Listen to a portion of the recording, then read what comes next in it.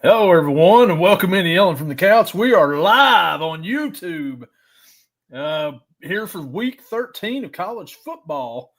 Gordon, welcome back in, man. We had a pretty good podcast last night over on the NFL side of things with Gage and Dalton from PFF, and we're here to talk a little college ball today. How you doing, man? You doing all right? I'm doing outstanding. Yeah, it was a good podcast last night. We got a little bit of information. My question wasn't exactly answered, but it was close enough, so I'll take it. Yeah. Now go ahead.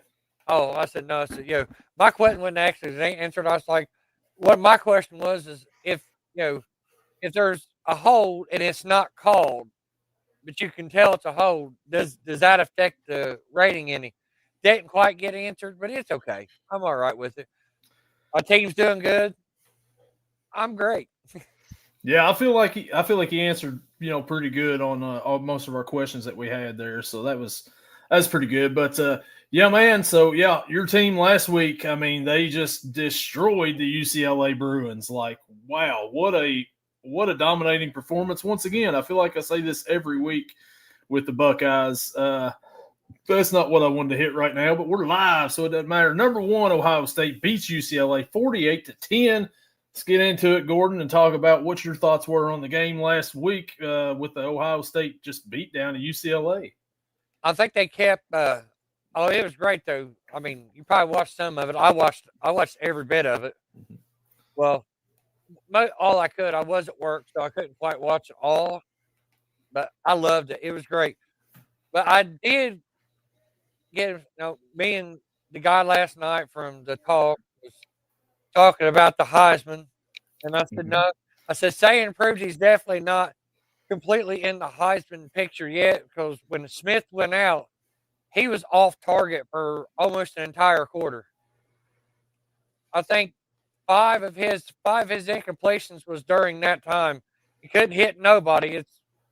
When you get used to throwing to Jeremiah Smith, it gets kind of hard to hit everybody else because his catch radius is 9 feet in a big circle because he can catch anything close to him.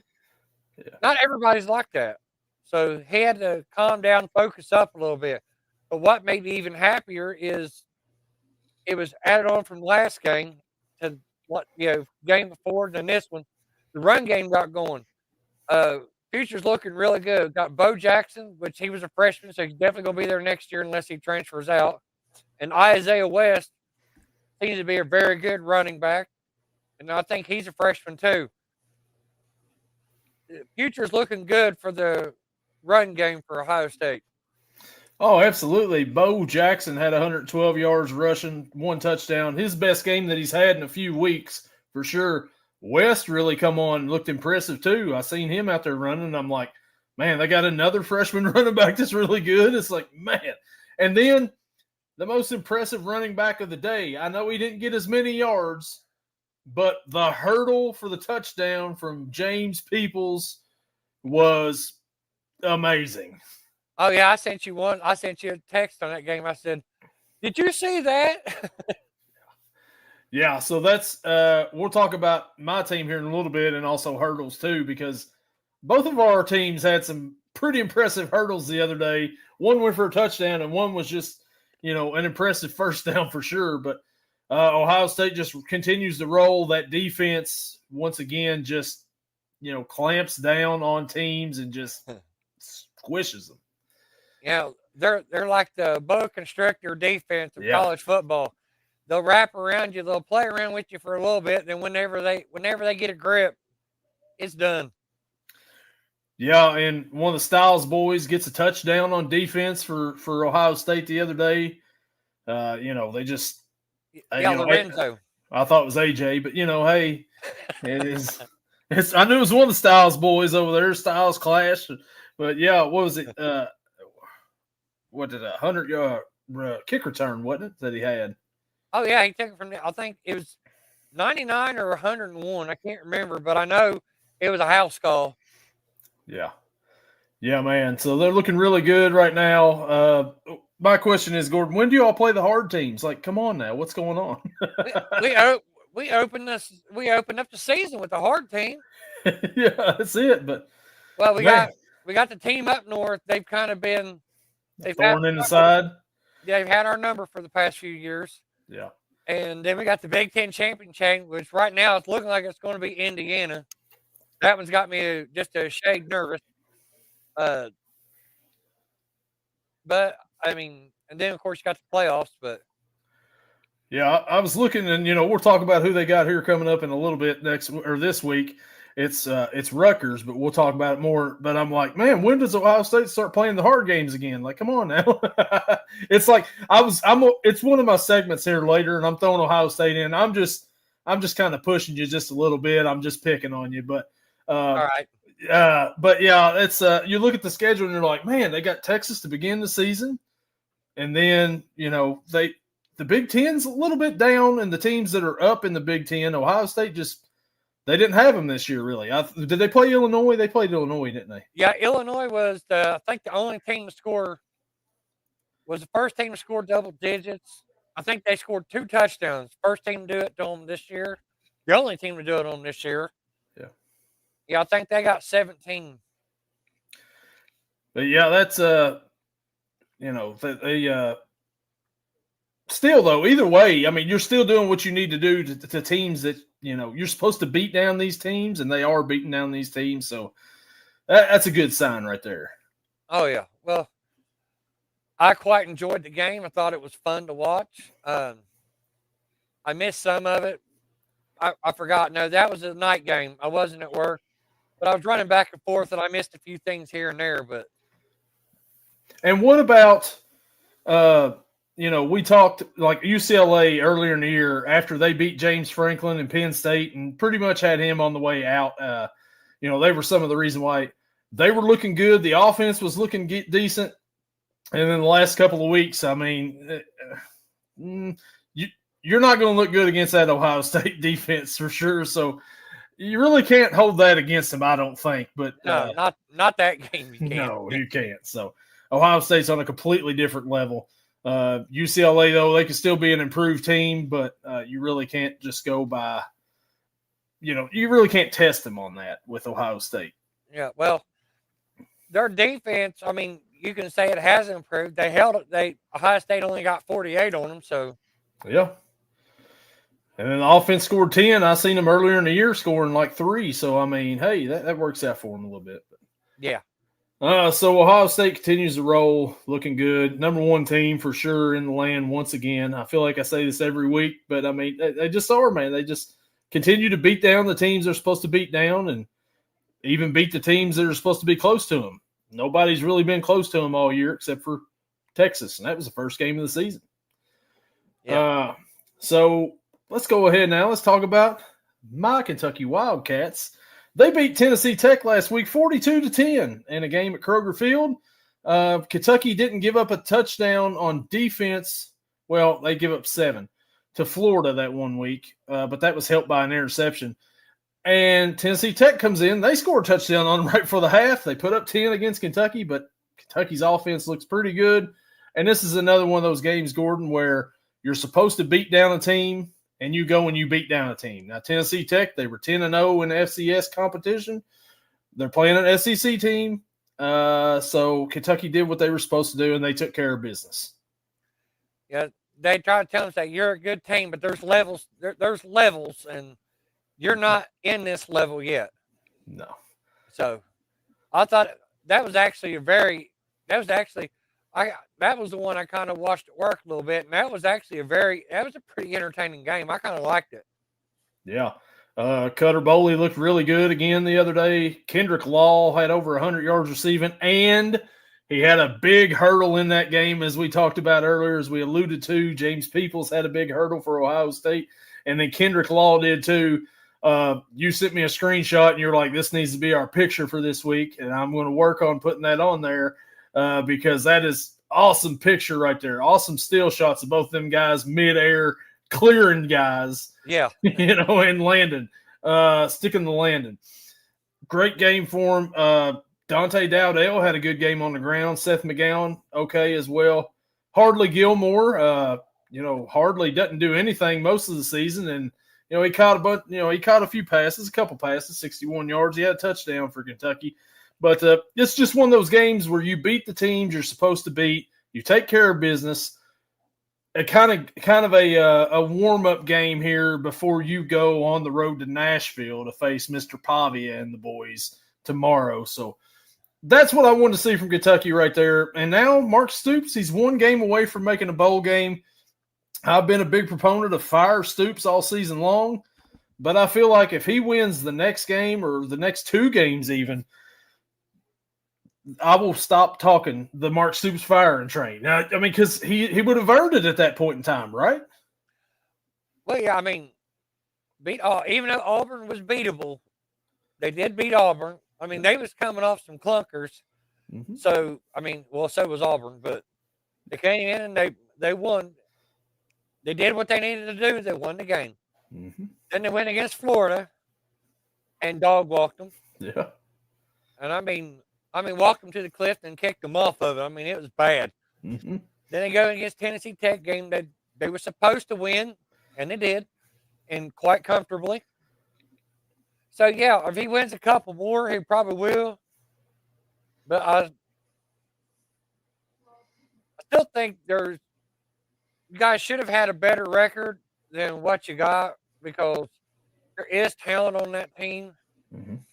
The worst thing they did was I don't think that they gave a real open competition at the beginning of the year for the quarterback. They gave all that money to Calzada, Mr. Provolone, whatever, Mm-hmm. and he was a dumpster fire. I mean, bad. Cutter Bowley come in and actually showed something the first couple weeks. He had that game when we said Cutter loose, and yeah, he did. he did, but not in a good way. Yeah. And then had to face Georgia, which we all know that wasn't going to be good because it was after a Georgia loss. Then you went to between the hedges, and Georgia tried to fucking leave you there. Mm-hmm. Yeah. So, other than that, there's a couple games I thought they should have won that they didn't. But well, you hit the nail on the head there when you said there wasn't a real quarterback competition at the beginning. They paid Zach Calzada all this money to start at quarterback, and Cutter Bowley is clearly the better choice, the better option at quarterback. And I feel like if he would have went with Cutter Bowley at the beginning of the season and he just rolled with him, Kentucky would have been in a better shape than what they are right now. Probably actually bowl eligible, and who knows at that point in time. Gage comments on here, Vandy stomping Kentucky. Shut up, Gage. We're about to talk about your team here in just a second.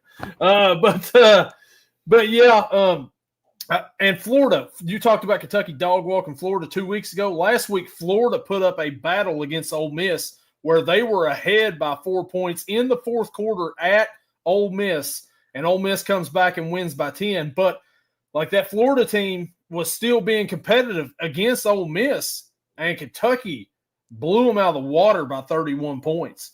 So that was an impressive performance for Kentucky, for sure. Yeah, but that was when Kentucky had clunkers and they were stumbling through games. They didn't look like they didn't have no confidence. It wasn't until they beat Auburn that I think they got confidence because they won an SEC game. And then it showed against Florida. And then, of course, it showed against Tennessee Tech. And I think it's going to show against Vanderbilt, too. I'm not going to say they're going to win, which I hope they do, but because, we hang out, we root for each other's teams. Mm-hmm. But I think they got a shot because you just got to cover Stowers. Yeah. You have to throw a damn blanket. You have to throw a fireman blanket on him, and then put a bungee strap around it so he can't raise his damn arms. Because he, like I said last week, he's got to be the best tight end in college football right now. Yeah, he's really good, and Pavia is going to be tough to contain.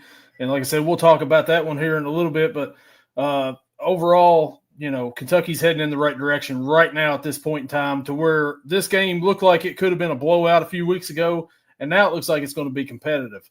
Speaking of games that aren't really competitive, and Gage, this is where you come in. Pittsburgh disappoints in the spotlight against Notre Dame, 37-15.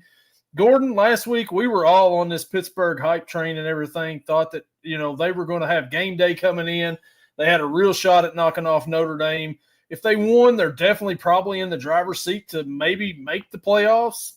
Definitely probably in a good spot to be in the ACC championship game. And they go out and Notre Dame just pounds them. Sorry, Gage. But it looks like they got woke up too early and they shit the bed. I mean, it was horrible, atrocious. And if Gage is listening, we're live. Why don't he just pop a chat up here for us? We can talk to him. He said. So in reality, it's y'all's fault for going all in on Pitt last week. Well, maybe it is. I mean, you can blame us for it, but maybe it's your fault, Gage, for not going to game day and supporting your team. Yeah, maybe you should have went to game day and held up the yelling from the couch sign. Yeah, and instead, Jeremiah Love, Jadarian Price do what they do every week with Notre Dame. Those guys seem to always just get their yards every time, and this was just some of the same. Price didn't have a very big game; he had 21 yards rushing, but Jeremiah Love sure did. I mean, he's going to be he's an NFL running back. I can say that for sure. I think Price is too. He'll start off as a third down back because he's pretty good at catching the ball out of the backfield. Yeah, pretty good at catching on routes and stuff like that. He'll probably start off. They'll probably mold him into a 3-down back if he goes to a team. And Notre Dame's not just a running team. C.J. Carr can throw the ball around a little bit. Malachi Fields, there's an NFL wide receiver over there too for Notre Dame. He had 2 touchdown catches the other day for Pittsburgh. Just a disappointing game for Pittsburgh all around with the whole nation watching. And we were on the train. And it got derailed. Oh, yeah, we was on a train blowing the horn. Yeah. I mean, and we was making sure that all the cars were, coupled together. I mean, we did everything we could, and it just threw us off of it. He hate me 870 says, I think people are a bit too high on OSU. No doubt they're good, but it's easy to look good beating an inferior unranked competition. Against Texas, OSU looked pedestrian. Need to see them against better teams. They can only play who's on their schedule. Yep. That's true. And if you're the teams that's on your schedule, if you're beating them like you should, that's what you need to do. You need to beat the teams that are there and take care of business, and that's what they've done. Now, granted, they did look a little pedestrian on the offense against Texas. Once again, though, that's the first game of the season. You really don't know what you're getting into that first game of the season. The first 2 weeks of the college football season are weird. NFL season as well, too. You never know what you're going to get yet. You're just coming off of the big long break, trying to get some football. You're playing somebody different for once. Weird things can happen in those weeks. Yeah, and that was Julian Sain's very first start. Yeah, he hadn't even played a game in college football. He redshirted his freshman year. Yeah. So he redshirt freshman. Yeah, he didn't play nothing last year. And the guy on the other side did play some games the year before. And besides, I don't think it's mainly the offense that is keeping them like this. It's the defense. And they've been doing it all year, and they did it against Texas too. Yeah. Absolutely. So, Gordon, do you have a player last week that you may want to spotlight that we don't talk about a whole lot? Or oh yeah, and I found me an offensive lineman. All right. Which I told you last week. I said I was looking for one, and I kind of missed. I couldn't find one. I found one this week. All right, who you got? His name he's a tackle for the University of Georgia, Monroe Freeling, and it's a Georgia tackle. Come on. Yeah. I don't really need to go into that, but I was sitting there watching some of the game out the other day, and the whole line. I mean, I could have said the whole line. I just picked him because, tackles. You're only as good as your tackles in the NFL, by and large. Yeah. I think he's the left tackle, and even if he's the right tackle, it doesn't matter. Right tackle is where we got our butts kicked against Cleveland. Yeah. You know, nobody could block Miles Garrett. But then again, I don't think he could have either. But because Probably not. Anybody can do it 1-on-1. No. And what was that Gage calls him? Almost got you, Garrett. I don't know. That one game, though, they may have got their butts kicked, but he got to them 5 times. Yeah. Hey, he got to was the Ravens last week. 4 sacks last week for him. Yeah, I mean, yeah. But week before that, wasn't it 5? I think something like that. He's got 15 sacks on the season, Miles Garrett, or 18. What was it? I think it's 15 maybe. But yeah, it's it's not a down year. Well, no, he's a freak. So yeah, I don't absolutely. think it much matters. No, it doesn't. But so now let's get into our next segment here, and that would be our yell or no yell. Gordon, I'll let you go first. You say you got 4 topics. I've got 3. Like I said, I did have 5, but 2 of them I can actually drop, and I got another one I'm going to bring in. All right. If you're going to bring it up or not. Virginia Tech has a new hire, James Franklin. I know you heard about last week. It was finalized. Mm-hmm. We was talking once before about James Franklin, how he needs to be, at a different type of school. I think the ACC and Virginia Tech is perfect for him.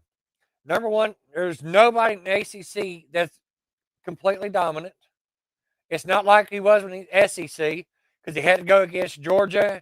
He had to go against Alabama, and that was Nick Saban's Alabama. He doesn't have to do that no more. He's not in the Big Ten. He doesn't have to go against Ohio State and a team up north no more. That when they're dominant, and that's just all there is to it. ACC, everybody's up and down all the time, and they need to be rebuilt. He's good at building programs. He's proved that twice. And where no one's dominant, he might actually be able to win a big game. I think this was probably the best landing spot or type of landing spot he could have gotten. I'm going to yell with you on this one for sure. James Franklin at Vanderbilt took him to 9 wins. And before this season, that was the first time they'd made 9 wins in, I don't know, a long, long time, since like the 40s or something. He had them rolling at Vanderbilt. Then he goes to Penn State. He's looking pretty good at Penn State for the most part, but his problem was he couldn't win the big one. He was in there with Michigan. He was in there with Ohio State. He was in there with Oregon. All these powerhouse teams in the Big Ten, and Penn State just couldn't get the job done. He's going now to Virginia Tech in ACC country, and he's got no competition hardly at all down there. Clemson's fallen off.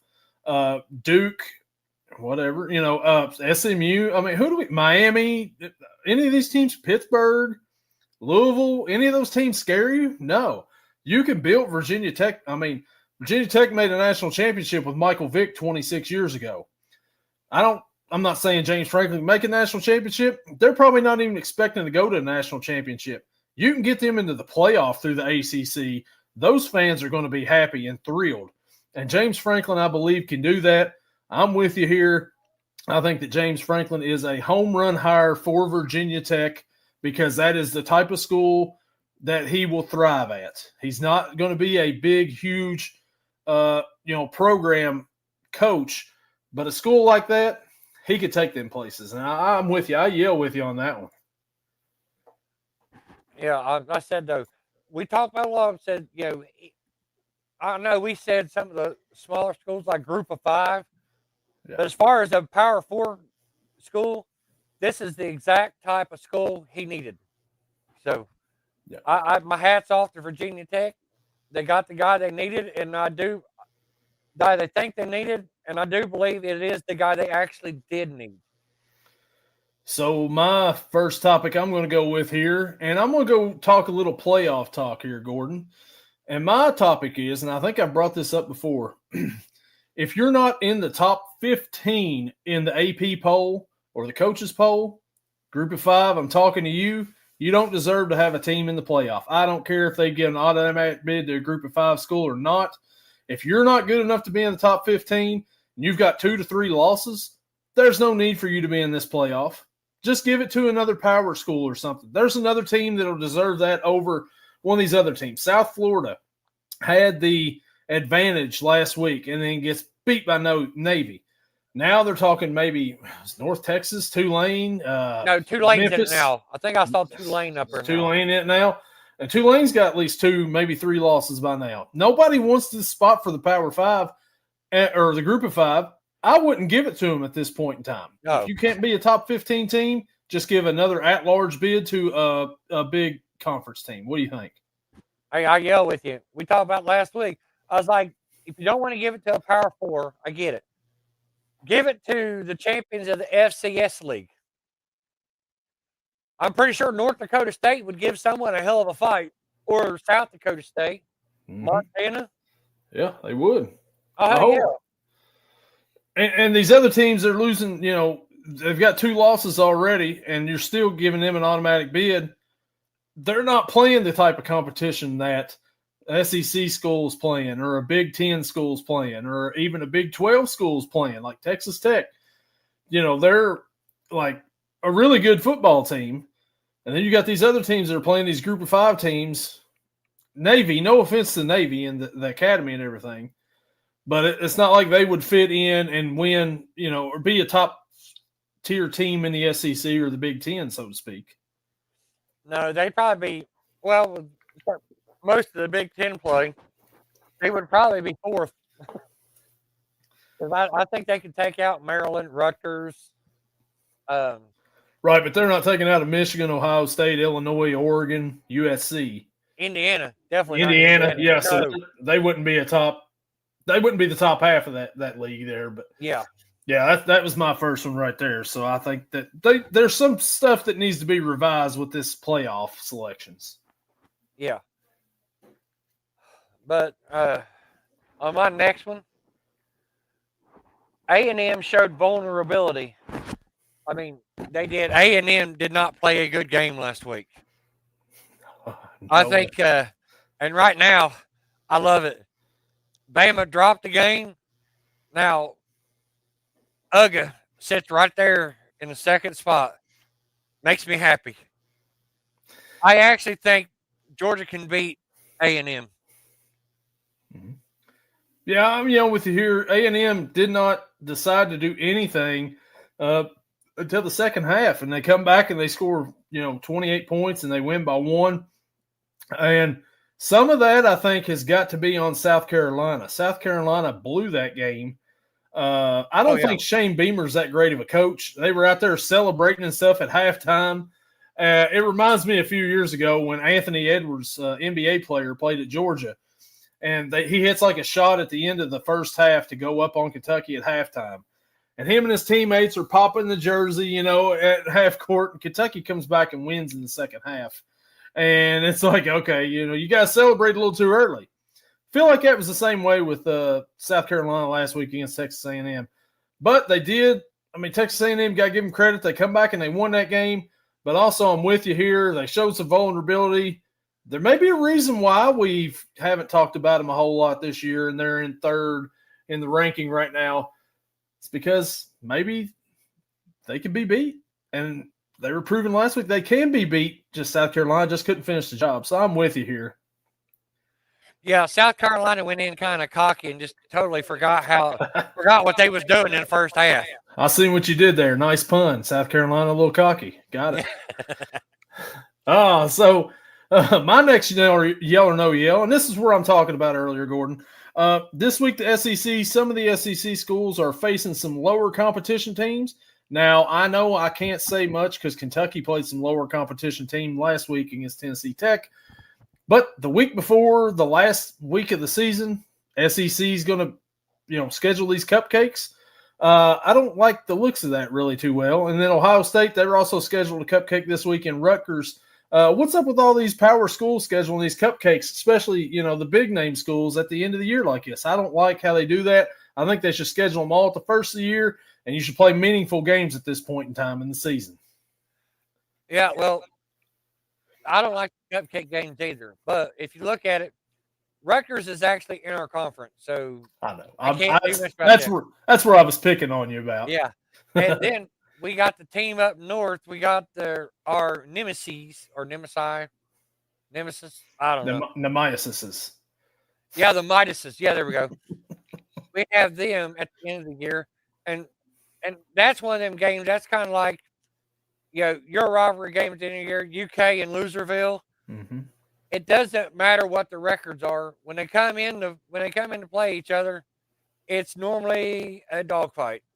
Normally, I mean, one team can be undefeated, another team can be winless, but when they meet each other, you wouldn't be able to tell by looking at watching the game who's 0-10 or who's 0-11 and who's 11-0.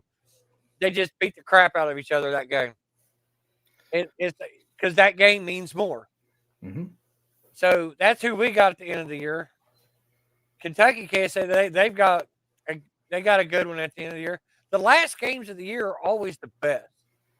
But rivalry week. Yeah, easy for you to say. Yeah, rivalry week.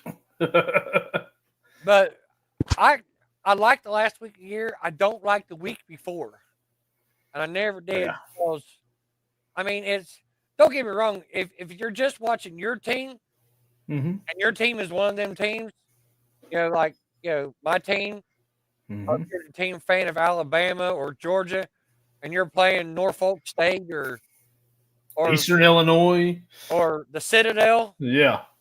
Oh hell no, that's a great game. You can sit there and watch it, sit back, get drunk, eat pizza, not pay halfway attention to the game, and not worry about it because your team's gonna come out on top.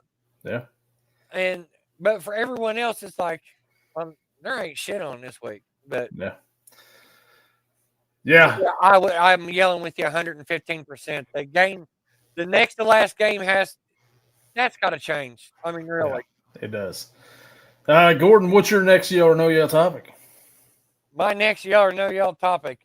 I brought this up the other day or yesterday, but it's worth bringing up again because it is college football, and I said it a little bit earlier. Jeremiah Smith has proved in that one game that he is more of a Heisman candidate than Julian Sand. And I like Sand. He's my quarterback. But the minute he went down, he was inaccurate and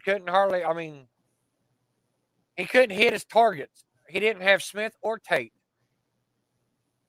So he didn't have that bad game without Tate the week before when it was just Smith. I mean, remember, we was looking at it. He had 3 incompletions. And I think he had 3 incompletions and 4 touchdowns the week before.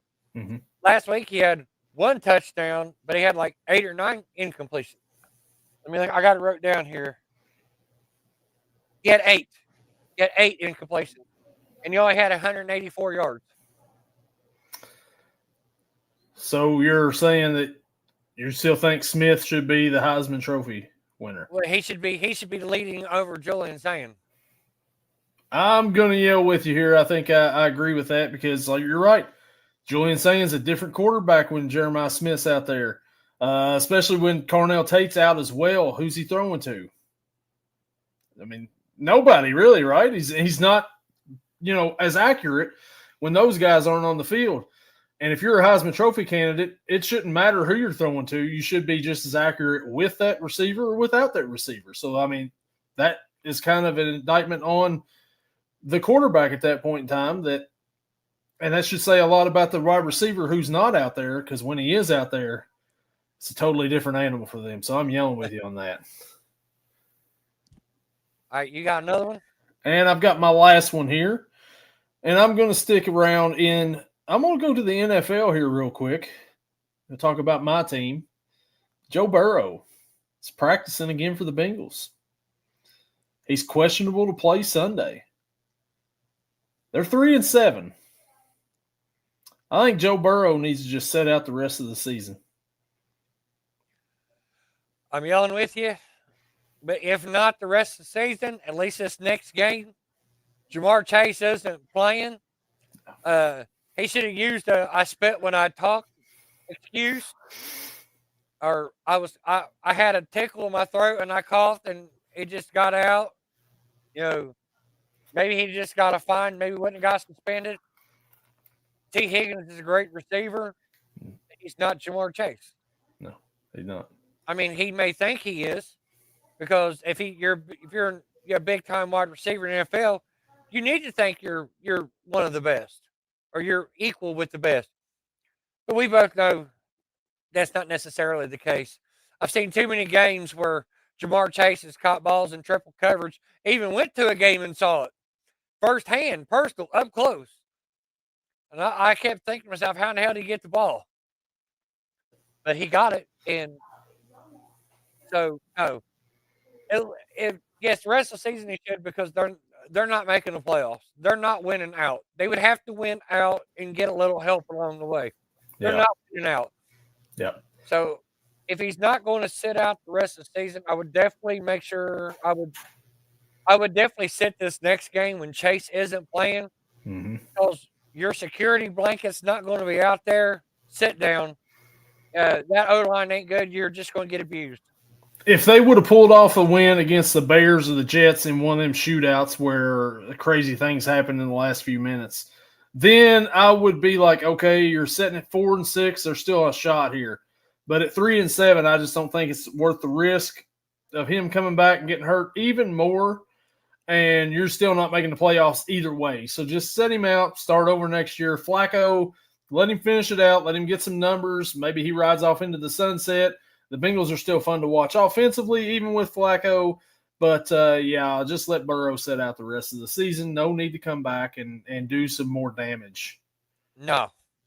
Like I said, no Chase. I know it's a money grab thing is why they're playing him, because Joe Burrow sells tickets.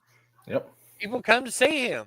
And the NFL, they play next Thursday night against the Ravens, and the NFL wants that Lamar Joe Burrow game on Thanksgiving night. So they're definitely going to be pushing for Burrow to play as well. Yeah. Mo money, mo problems. Gordon, you got one more no yell segment here. One topic, sorry. Yeah, at the beginning of the season, one of my topics was two teams that I thought would be able to make the playoffs. This is about one of them teams, and there's no way in hell they're making the playoffs, especially not now. The Falcons are done with Michael Penix out. They don't know how to use Bijan Robinson, so they're done. They're out. They're done. You got Kirk Cousins, who hasn't been the same since that torn Achilles. But Atlanta didn't care. They'll give him a big contract. Obviously, he didn't work out last year for the Falcons. They had to go to Penix the last 3 weeks of the season. And then Cousins, he played one game this year. It looked awful. So there's no reason to think that they're going to look any better. Drake London's out. Like you said, Bijan doesn't get the ball enough. What happened when they give the ball to Bijan in that game against the Bills? They dominated them. They couldn't do anything with Bijan. And it seems like, we're trying to get the ball to Kyle Pitts. We'll try to get the ball to Darnell Mooney.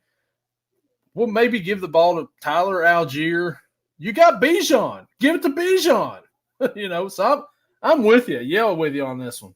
Didn't he just get like 4 rushes last week? Bijan? Yeah. I'm not something sure. like that? I'm not sure. I think it was single digits. I think he did pretty good last week. I think because he's up my fantasy running back. I think he had 30 fantasy points. So I think he had catches. It might have been catches. But either way, they're not using him like they should use him for sure. No, not even close. No. But, yeah, I'm going to yell with you on that one. So that should do it for our yell or no yell topics right there. So let's get into it now, Gordon, and let's get into our picks for the week.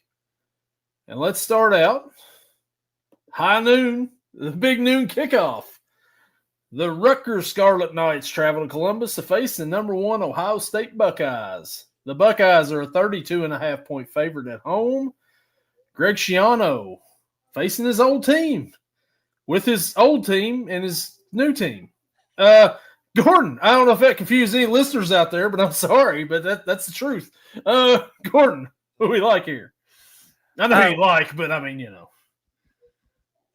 I'm taking the block O for the win. Shocking.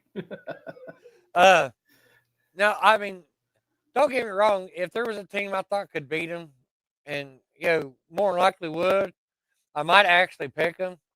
I almost picked the Giants last week against the Packers because they irritated the crap out of me, but I turned around and said, nah, they just won't cover. But anyway, so As far as that's concerned, I think Ohio State will win comfortably. I'm not saying that other word. It is at the shoe. Smith isn't injured to where he can't play. They just decided to leave him out because there was no use in keeping him in at the middle of the second quarter because they already had a good sizable lead. Carnell Tate should be back. Got to get some legs underneath of him up until got to get his legs underneath of him where he's been out 2 weeks. I got Ohio State, and I got to win him comfortably. I do too, man. I don't really know what you say about this here, but Ohio State's been dominant all season long, and I think that continues once again. I don't think Rutgers is going to be very competitive in this game, to be honest with you.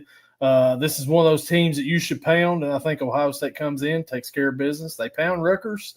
32.5 is a lot, though. I mean, that's really a lot of points to cover. Ohio State's at home.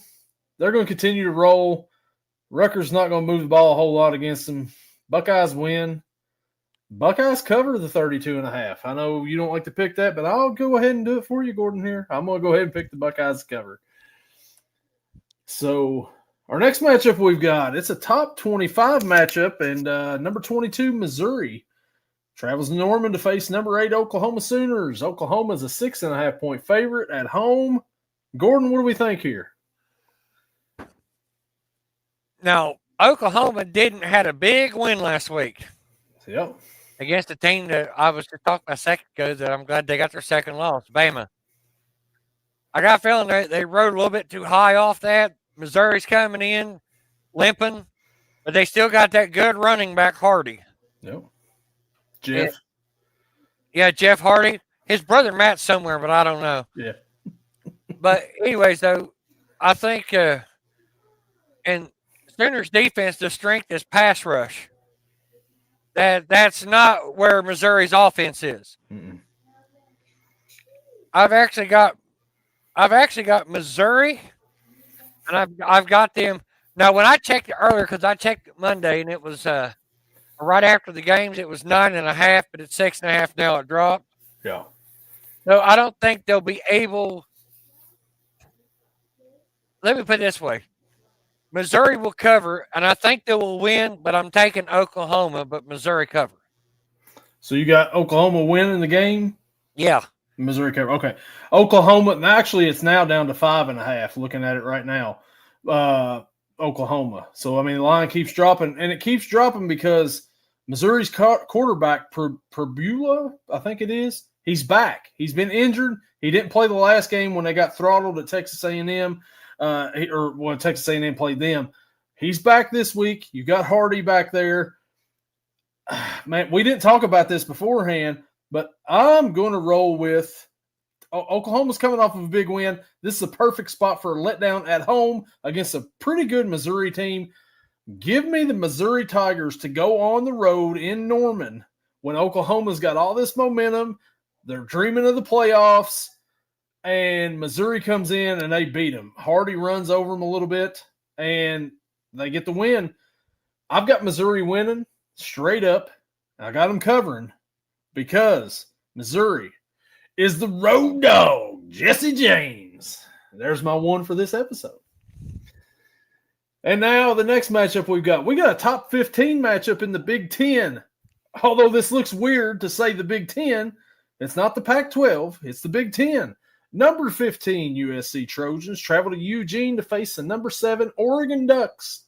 Oregon is a 10.5-point favorite at home. Gordon, what do we think here? Well, you may not agree with me on this one. Now, the last one we kind of did, like I said, I was going to take Missouri, but the points changed, and I was like, no, I want Oklahoma. But believe it or not, Dante Moore has not done anything to impress me for Oregon. I mean, when he's in a tough game, he doesn't have a good game. So I've got USC 10.5 point underdogs. USC is my road dogs, Jesse James. They are mine. I got them actually winning straight up. USC, they look pretty good this year. The quarterback, Rocky Maivia, I think it is for USC, has had a pretty good season. Lemon, the wide receiver over there, really good receiver. The running back, they had a running back. He got hurt early in the season. They brought on another running back after that. Can't think of his name right now. But they've looked pretty good on offense. They traveled to Eugene. Like you said, Moore has not been too impressive so far. Oregon kind of squeaked by a couple weeks ago against Iowa. I mean, really lucky to win that game at Iowa. Last week they beat Minnesota down. That's whatever. This game's going to be tougher, but it's at Eugene. It's 10.5. I like USC to cover, but I think Oregon wins this game right here in a tight one. A squeak out a win. Oregon squeaks out a win. Quack, quack, Ducks win. We go back to the SEC here, and we've got Bobby Petrino and the Arkansas Razorbacks traveling to Austin to face the number 17 Texas Longhorns. The University of Texas is an 8.5-point favorite at home. Gordon, I think this spread's kind of low here a little bit. Bobby Petrino's putting up some offense, being competitive a little bit in the SEC is coming on, but do you think this spread's a little low for this game? Texas, I know, hasn't been too impressive, but I don't know. They're at home. What do you think?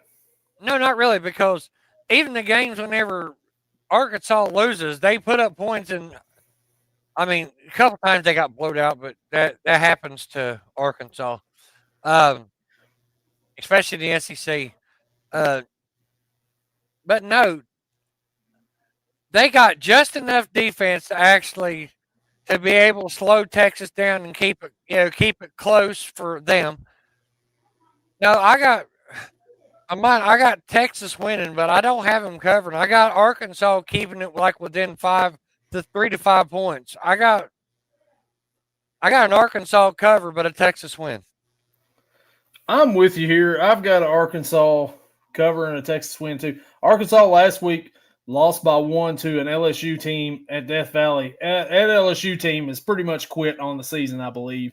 Brian Kelly's talking about suing the university and everything since they fired him and all that. Texas, not what we thought they were at the beginning of the season, that's for sure. Arch Manning has not lived up to the hype, but they're at home here. He's had some flashes here and there, but I like Texas to win this game. I like Arkansas to cover, and if I knew what the over-under was, I'd probably take the over in this game, actually, just because Arkansas will be able to put up some points. Bobby Petrino likes to put up points. Now, they can't stop anybody, so that's their problem. But, give me Texas in this one. But give me an Arkansas cover. I'm with you there. Now, let's go back to the SEC here. We'll stay in the SEC, actually, and let's talk about the Kentucky Wildcats traveling to Nashville to face the number 14 Vanderbilt Commodores. Vandy is a 9.5-point favorite at home. Gordon, it's senior day in Vanderbilt. Diego Pavia going through festivities. What do we think here in this matchup? Oh, reminiscent of last week. I think that's why Oklahoma beat Alabama. That was their homecoming night. They had Oklahoma on their homecoming night. That wasn't very smart. Because they got talent, pissed them off.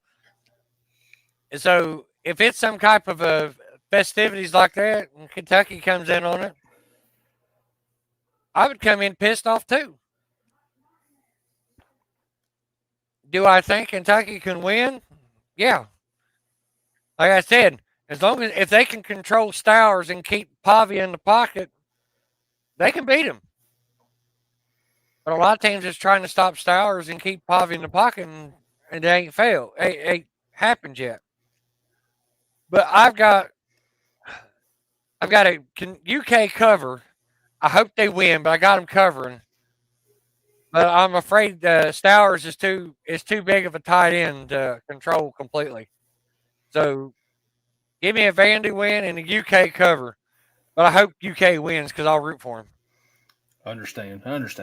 Vandy's looked pretty impressive all season long for the most part. They fell to Texas and Alabama. That's their only 2 losses. They win this week. They're 9-2. They're rolling into Tennessee. Are they looking past Kentucky at that Tennessee game? Possibly. I hope so. Kentucky's defense, a lot of injuries on that defensive side of the ball. But the guys that have come in and stepped up for the starters have really looked good. So, yeah, I think that Kentucky comes in. This is going to be an offensive game right here. I think there's going to be a lot of points from both teams. The over-under is 53.5. I may take the over in that game right there. I think Kentucky comes in. Vanderbilt's looking forward to Tennessee. Kentucky pulls off the upset on the road against the Vanderbilt Commodores. They win by a field goal at the end by kicker Coway.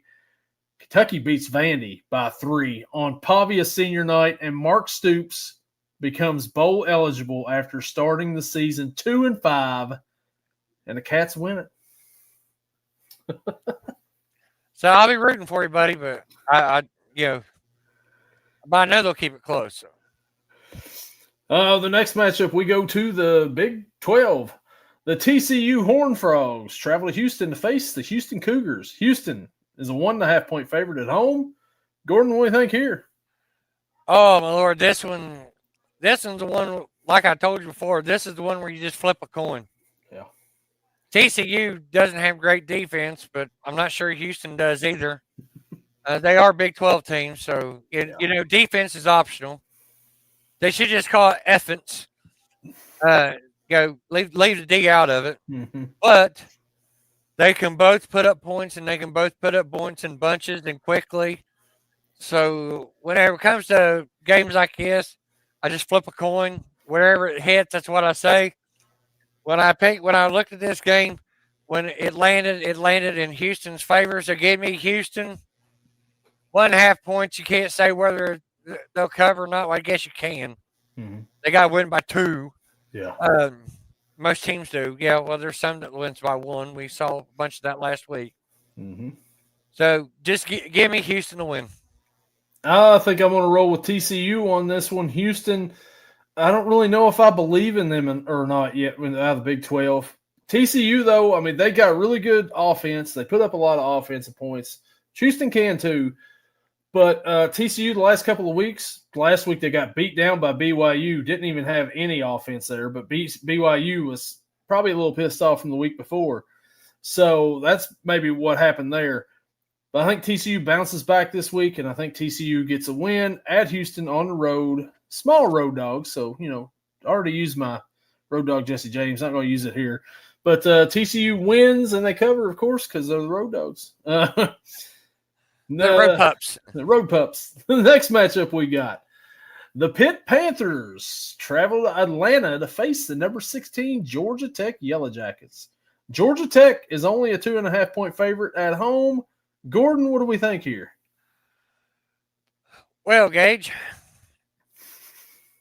your team is traveling to Georgia Tech. Georgia Tech can run the ball. And there's only a few teams in the country that can run the football like they can.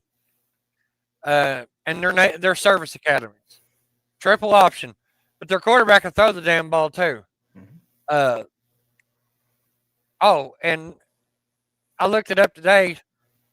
Georgia Tech still has the record for the most points scored by one team in a college football game. 222. 222. Against Center College. Yeah, Cumberland. Oh, was it Cumberland? Oh, okay. Yeah, I think it was Cumberland. Yeah, that's pretty much saying, looking after the cheerleading squad, you want to try? Anyways, they're not going to put up that many points. I think it'll be close. But 2.5. You win by a field goal, you've covered. So, I got Georgia Tech. If Pitt can come into Georgia Tech and win this game right here, they're right back on track to win the ACC. I mean, to at least play in the ACC championship game. Can they do it? I don't know. I don't think they can. Georgia Tech, they've struggled the last few weeks. They lost to NC State. They inexplicably lost to NC State. And then last week, BC played them really close, and Boston College almost beat them. A 1-win Boston College team. So, I don't believe in Georgia Tech, but I think that last week, like you said, they got a really good running attack. Pittsburgh, who did they play last week that had a really good running attack? Notre Dame. So I think that Georgia Tech, a little bit more of the same here. Georgia Tech wins this, Gage. Maybe I'm just fading Pittsburgh for you in this one here. and going against it, using the old thing that you use where you pick against the Steelers. But if they win, it's a win-win. So I'm going to do that for you here. Give me the Georgia Tech Yellow Jackets and give me a field goal cover for them. The next matchup, we go back to the SEC, and it's the low-down, dirty, snitching number 20 Tennessee Volunteers traveling to Gainesville to face the Florida Gators. Tennessee's a 4.5-point favorite on the road. Gordon, this is kind of a low spread here. Florida's been competitive in just about every game this year except for one. What do we think in this one? Of course, two opponents that know each other very well. Now, it's being played at Florida. I think that's probably why the spread's a little lower. It's down to 4.5. Mm-hmm. But Tennessee's going to more than cover it. They'll probably win, but they'll at least win by 7. It wouldn't surprise me if they won by 12. Just give me Tennessee in the cover because I don't like talking about them because I'm not much of a fan of them either. Tennessee, actually, this is actually a 3.5-point spread at this point in time. It's been bet down to that. And I think I know the reason why the spread is so low. Let me throw a stat here at you, Gordon. Florida has beaten Tennessee 10 straight times in this rivalry. 10 straight wins for Florida over Tennessee. Even when Tennessee had some really good teams, even last year when they made the playoff, Florida still beat them. Florida kind of owns Tennessee right now. They're going down to the swamp. This Florida team's already fired their coach. They've been competitive, like I said, in most games. Tennessee, their playoff hopes, I'm pretty sure, are probably done with 3 losses, what they've got right now. But I think Tennessee actually breaks the streak this week. They win, and I think that they actually cover. Florida will keep it close for the most part, but in the end, Tennessee's just going to have too much offense for them. We go back to the Big 12 or Big 10, and we'll go to number 21 Illinois at Wisconsin. Illinois is an 8.5-point favorite. Gordon, do you think this is kind of a low spread here for a Big 10 matchup in Madison? Yeah, I think it's I think the reason for that is that Illinois is good, but they haven't played that way on the road. When it's on the road, the biggest example, when Illinois went to Indiana. Mm-hmm. I mean, hell, that wasn't that far of a travel. But boy, you'd think they went to China to play that game. Because they got a mud hole stomped in them. Mm-hmm. I tried to say that as nicely as I could. But like we said before, Wisconsin has been playing pretty inspired ball since they got stomped by Ohio State. Yeah. They ain't been winning, but there's a couple games in there we kept looking like they've been competitive. I know, but didn't they beat Washington a couple weeks ago? Yeah, they did. They beat Washington a couple weeks ago. It's because their defense, I don't know what happened. It woke up. I mean, they got stomped to death by Ohio State, and all of a sudden their defense woke up and started playing. So I got Illinois winning, but if it's still 8.5, I've got a Wisconsin cover because I don't think they're – Luke Fickell is a really good defensive coordinator, and I've been saying it forever. Yep. Just not a great head coach in big boy ball. So in a group of 4. So power 4. I'm saying group 4 and you're saying power 5. Yeah, I know. Hell. We're getting them mixed up. Well, yeah, what the hell? But I don't think but in the power 4, he's a hell of a defensive coordinator. Yeah. I think he's got him on track. I just don't think they got the offense to keep up with Illinois. So give me Illinois, but a Wisconsin cover. Yeah, Wisconsin, they beat Washington a couple weeks ago. Last week, actually, Indiana kind of beat them down a little bit. But once again, that's a powerhouse in the Big Ten. Really can't hold that against them. I don't think Illinois is on the level of an Indiana or Ohio State, obviously. But they're a decent team, top 25 team for sure. When they played Indiana, they couldn't hang with the big boys there, or Ohio State, but they did put the most points on Ohio State this year. Wisconsin, like you said, they're playing inspired. Luke Fickell, he's a good coach. He's not a power 4 coach. He's a group of 5 guy, and he's kind of like James Franklin. Franklin was in the wrong situation. He's going to a good situation. I think Fickell could be a really good head coach at a smaller school. Wisconsin's not for him.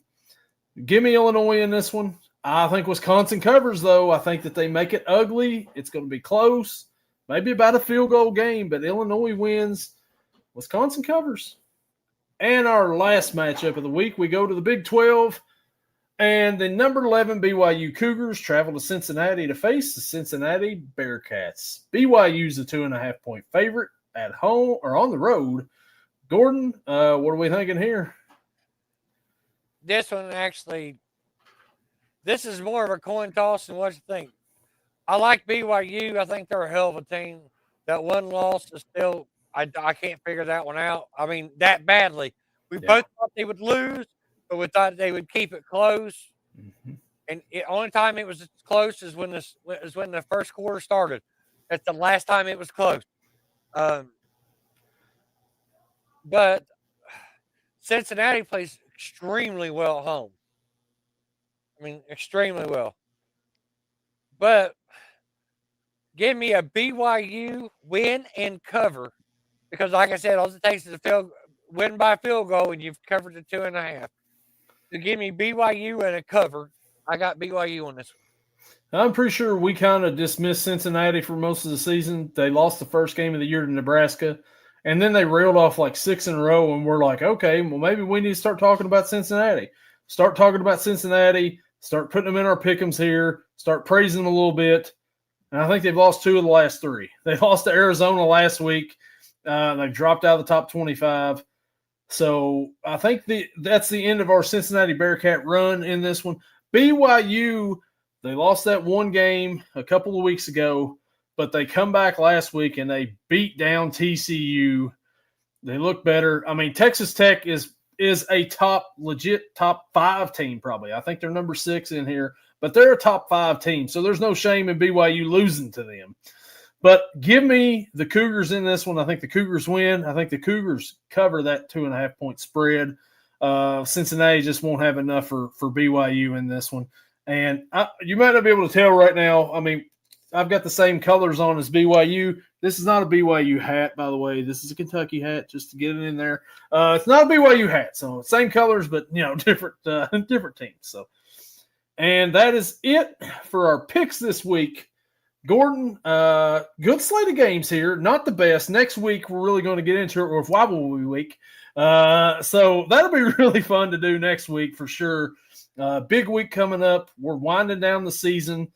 There's some bowl bids possibly on the line for certain teams here. Playoff indications for other teams on this panel here. Gordon, what are you thinking here for this weekend? You excited about the weekend? Most of it, yeah. I mean, of course, my team, they could be playing the Citadel and wouldn't give a shit. I'll watch them regardless. And I'll be just as happy with the win with them as I will be with anybody else. But I think the most intriguing 2 games is your game against Vandy. Because it just depends on which team shows up. Yeah. And the second best game is going to be USC and Oregon. Yeah. I think that one's going to be phenomenal. Missouri, Oklahoma's got me intrigued too. Yeah, that one's got me intrigued for a different reason, because I think, like I said, Oklahoma's great defense is centered around pass rush, and that isn't Missouri's game. Yeah, the quarterback might come back, but Hardy's a running back, so pass rush really don't mean much. Yeah, absolutely. But it should be a good game, good weakest slate of games this week. Really looking forward to it, and can't wait to see it. So, Gordon, you got anything else you want to add at the end of this here podcast? Just one thing, and it has nothing to do with college football. It has to do with NFL. I didn't get this point across last night. I was tired. I joked. I joked and kind of rambled about certain things. And then I missed a couple of other things that I had written down. I mean, I was tired, so I was saying some pretty goofy shit. I apologize to anybody out there listening to. If my language bothers you, it happens when I'm tired. I'm not saying it'll never happen again. Just saying it happens when I'm tired. And basically, don't care. Anyways, shit, drop a bottle. I got okay, as far as the Green Bay Droppers, yes, I called them that last night, and I'm going to call it to them again. They got more drop passes than I believe any other NFL team. As far as total. Mm-hmm. Most of them are by two different damn people. Yeah, Stonehands wasn't responsible for most of them because he was out 3 or 4 games. Wicks. Yeah. But I'm going to go back to the preseason. There was a guy on our team during the preseason named Julian Hicks.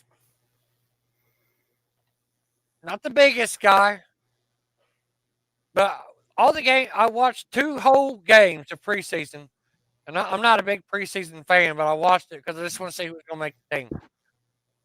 Every time the ball was thrown to the guy, he did not drop it. He caught it.